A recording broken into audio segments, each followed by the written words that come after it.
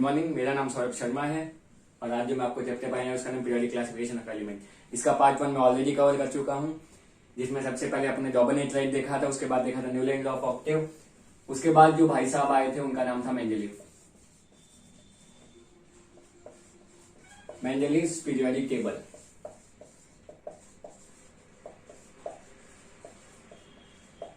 इन भाई ने भी कुछ वैसा ही काम किया था जैसा न्यूलैंड लॉ ऑफ ऑक्टेव में अपने देखा था।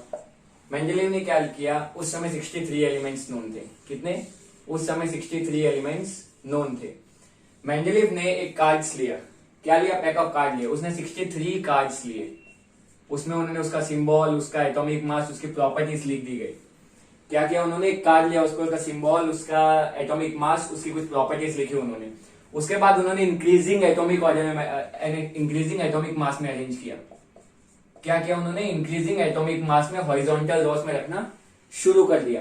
उसके बाद जैसे ही नया कार्ड आया, जैसे ही प्रॉपर्टी जिसकी सिमिलर हुई, जैसे मान लीजिए इनके दोनों की प्रॉपर्टी सिमिलर है, तो उस भाई ने इस कार्ड को इसके नीचे रख दिया।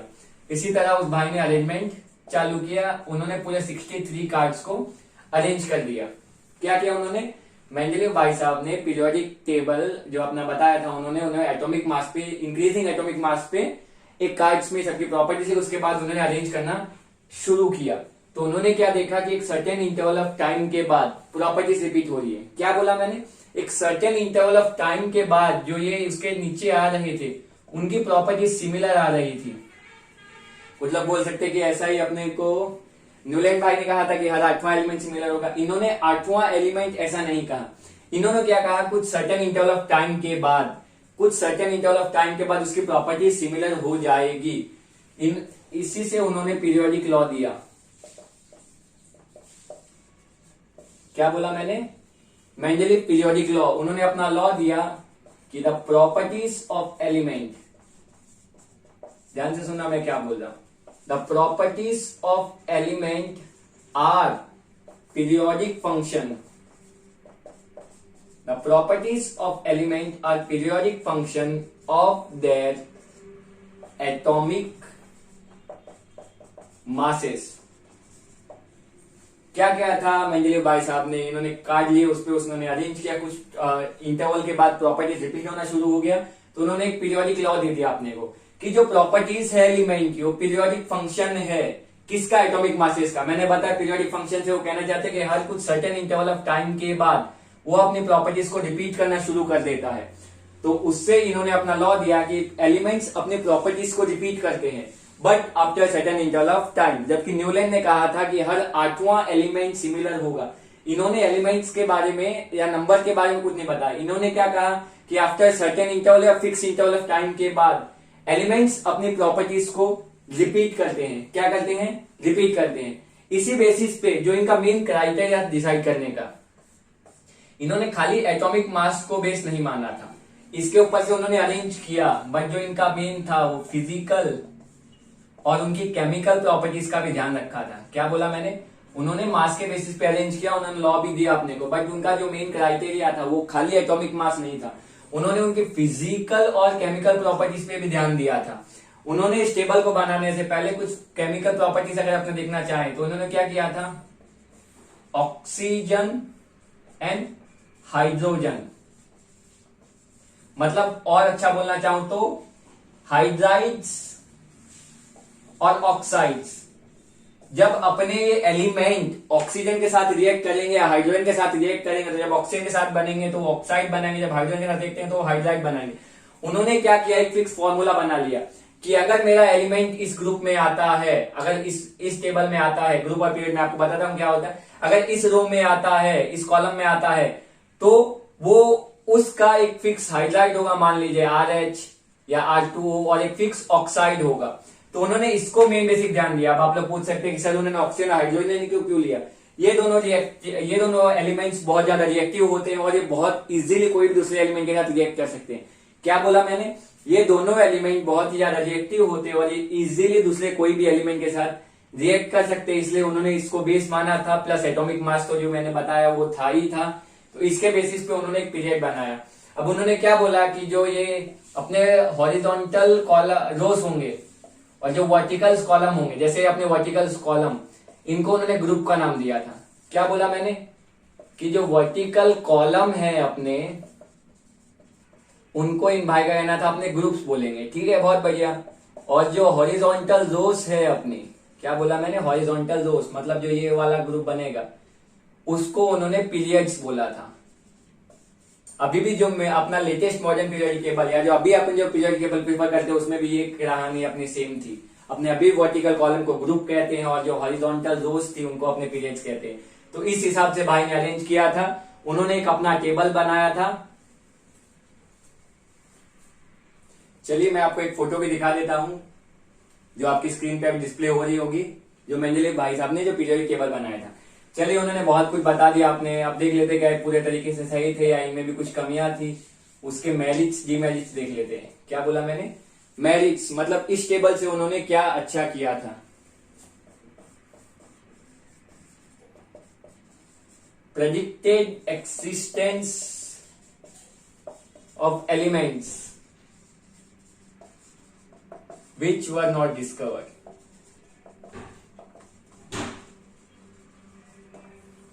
मेंडलीव भाई साहब ने अपने को एलिमेंट बता दिए थे जो कि तब डिस्कवर भी नहीं हुए थे। क्या, हाँ, जैसे कि अभी आपको थोड़ी देर पहले मैंने आपको पिक्चर दिखाई थी मेंडलीव टेबल का, उसमें एल्यूमिनियम के बाद 3 एलिमेंट के बाद उन्होंने ऐसा दिया था, इक्का सिलिकॉन, इक्का बोरॉन एंड इक्का एल्यूमिनियम। ये क्या लिखा मैंने, जैसे कि एल्यूमिनियम के बाद पीरियोडिक टेबल आप ध्यान से देखें तो उसमें कुछ जगह रह गई थी, उस पीरियोडिक टेबल में कुछ गैप्स रह गए हैं। तो उन्होंने क्या बोला, जो मैंने बोला डिस्कवर नहीं तो उस एलिमेंट के बाद में उन्हें बता दिया। इक्का एक संस्कृत वर्ड है जिसका मतलब होता है फर्स्ट, मतलब पहले सिलिकॉन। क्या बोला मैंने, पहले सिलिकॉन। तो इक्का सिलिकॉन के बाद उन्होंने एलिमेंट बताया था जिसको उन्होंने बोला था कि जर्मेनियम नाम का एक, या जब एलिमेंट डिस्कवर हो उसका नाम रखा गया जर्मेनियम। उन्होंने बता दिया कि यहां जब गैप्स थे उनके टेबल में कि यहां ये 3 एलिमेंट डिस्कवर होंगे, उनको इन्होंने नाम दिया था इक्का सिलिकॉन, इक्का बोरॉन, इक्का एल्यूमिनियम। इक्का एक संस्कृत वर्ड है जिसका मतलब होता है पहले, मतलब फर्स्ट सिलिकॉन उसके बाद जर्मेनियम, जो कि आज के टाइम अपने उसको जर्मेनियम से नाम थे, ये दोनों सेम ही है। और ये एलिमेंट्स के नाम आपको ध्यान में रखने होंगे, बहुत बार पूछा जाता है कि इक्का बोरॉन आज के टाइम में क्या नाम से जाना जाता है। उसके बाद अपने देख लेते हैं इक्का बोरॉन जो कि होता है स्कैंडियम, और अपना लास्ट इक्का एल्यूमिनियम। क्या बोला मैंने, इक्का एल्यूमिनियम, जिसको अपने आज के टाइम में गैलियम के नाम से जानते हैं। ये एलिमेंट उस समय डिस्कवर नहीं हुए थे। आपने सही सुना, ये एलिमेंट उस समय डिस्कवर नहीं हुए थे। तब भी मेंडलीव भाई साहब ने अपने पीरियोडिक टेबल के हिसाब से जैसे उन्होंने अरेंज किया था कि भाई 3 एलिमेंट और डिस्कवर होने वाले, उन्होंने ऑलरेडी उसमें गैप रखा था, इक्का सिलिकॉन, इक्का बोरॉन, इक्का एल्यूमिनियम, जिनको आज के टाइम अपने इस नाम से जानते हैं, स्कैंडियम, जर्मेनियम और गैलियम, जो कि उसके हिसाब से थे इक्का बोरॉन, इक्का सिलिकॉन और इक्का जर्मेनियम। ये हुआ उनका पहले मेरिट्स या पहला उनका फायदा। दूसरा जो मेरिट्स था, properties of undiscovered element. Elements were predicted. बहुत सही सुना आपने। उन्होंने ये तो बताया ही था कि यहां कोई ना कोई एलिमेंट आने वाला है, जिनको उन्होंने नाम दे दिया था इक्का सिलिकॉन, इक्का बोरॉन, इक्का एल्यूमिनियम। लेकिन उनकी जब पीरियोडिक टेबल में गैप था तो वो जिस ग्रुप में आ रहे होते थे, जो भी रो में आ रहे थे, जिस ग्रुप या पीरियड में आ रहे थे, उसके हिसाब से उस भाई ने उनकी प्रॉपर्टीज भी बता दी। जैसे इन एलिमेंट में से कुछ की भाई ने प्रॉपर्टीज भी बता दी थी और वो प्रॉपर्टीज ऑलमोस्ट या एग्जैक्ट सिमिलर है। ये उनका one of the biggest merit था कि जो एलिमेंट है नहीं उनके बारे में उन्होंने अपने कंप्लीटली बता दिया था। और जो इनका तीसरा मेरिट था वो क्या था, वो टाइम नोबल गैस नहीं डिस्कवर हुए थे। Could accommodate noble gas. वो जो टेबल उन्हें बताया था, जो थोड़े टाइम पहले मैंने आपको पिक्चर डिस्प्ले किया था, वो उसमें अपने नोबल गैस जब डिस्कवर हुए अपने इजीली फिट कर सकते थे। अपने को टेबल के साथ छेड़छाड़ करने की कोई जरूरत नहीं पड़ी, अपने इजीली उनको एकोमोडेट कर सकते थे। तो देखा आपने मेंडलीव भाई साहब ने क्या किया था। उसके बाद उसके मेरिट्स क्या थे, उन्होंने एलिमेंट बता दिए, कौन से एलिमेंट जो तब डिस्कवर भी नहीं हुए थे।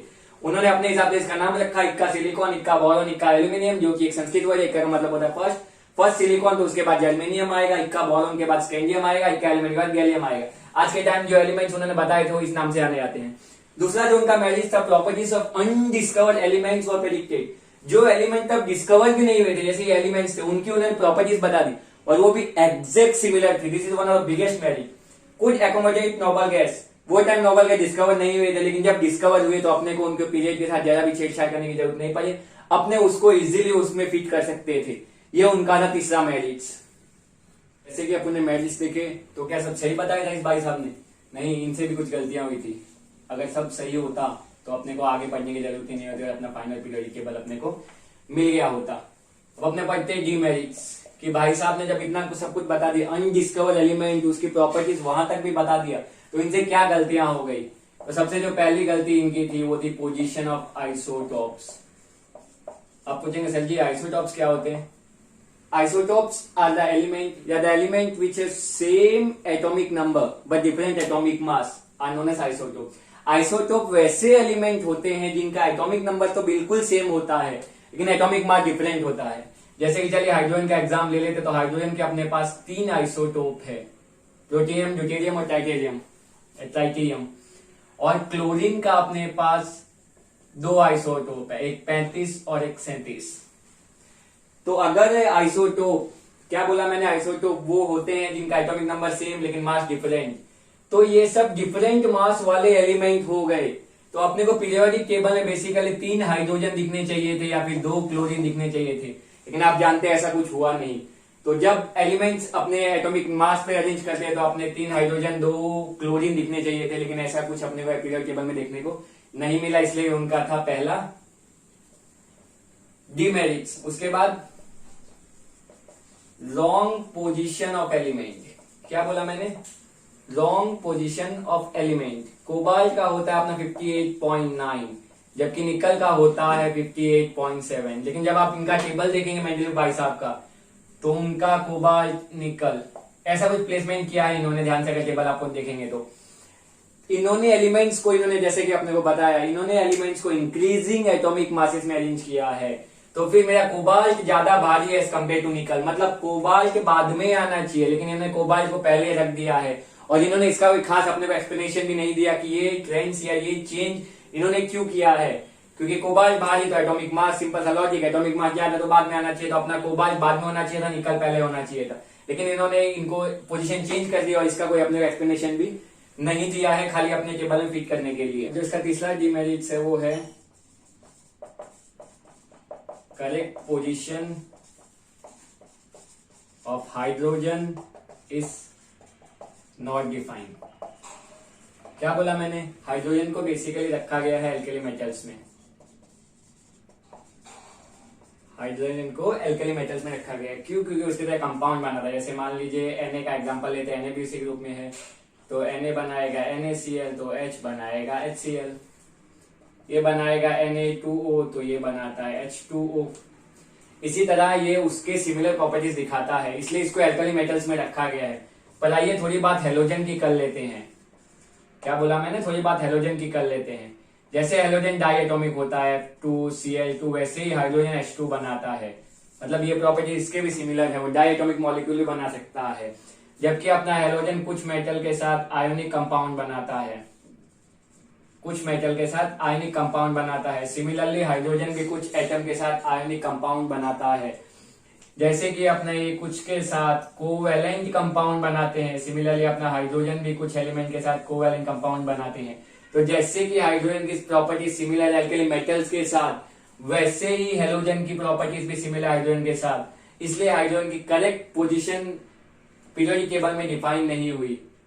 इसे मैंने स्टार्ट किया था मेंडेलीव पीरियोडिक टेबल से, उनका क्या बेसिस था, कैसे उन्होंने टेबल बनाया, उसके बाद उनके क्या मेरिट्स थे, क्या डीमेरिट्स थे। इसके बाद अपना वीडियो खत्म होता है। अगर आपको पसंद आया तो do like, share and subscribe and thanks for watching.